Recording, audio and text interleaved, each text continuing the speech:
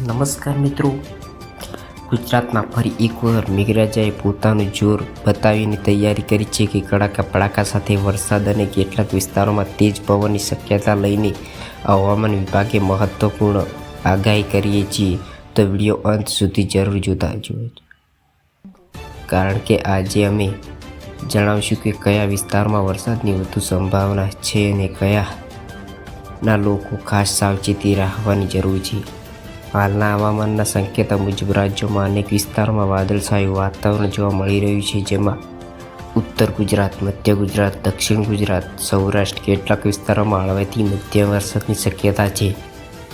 આગામી દિવસોમાં વરસાદી માહોલ ફરી સક્રિય બની શકે છે, જેમાં અમદાવાદ, ગાંધીનગર, મહેસાણા, પાટણ, બનાસકાંઠા, સાબરકાંઠા, અરવલ્લી, વડોદરા, આણંદ, ભરૂચ, સુરત, નવસારી, વલસાડ, રાજકોટ, જૂનાગઢ, જામનગર, અમરેલી, ભાવનગર, ગીર સોમનાથ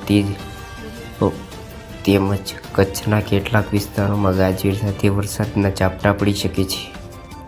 કેટલાક વિસ્તારોમાં વીજળીના કડાકા ભડાકા સાથે તેજ પવન ફૂંકાઈ શકે છે અને ખુલ્લા મેદાનોમાં ઊભું રહેવા માટે મોટા વૃક્ષ નીચે આશરો ન લેવાની જરૂર હોય ત્યારે જ બહાર નીકળવું અને હાલચાલના પણ સાવચેતી રાખવી. ખેડૂત મિત્રો માટે પણ આ વરસાદના લાભદાયક બની શકે છે, પરંતુ જ્યારે ભારે વરસાદ પડે છે ત્યારે ખેતરમાં પાણી ભરાઈ જાય છે, તેથી તે તરીકે રાખવી જરૂરી છે. જો તમને જોરદાર ગુજરાતમાં હવામાનમાં સાચા અને ઝડપથી અપડેટ જોઈએ તો અમારી ચેનલને લાઇક, શેર અને સબસ્ક્રાઈબ કરો. જય હિન્દ, જય ગુજરાત.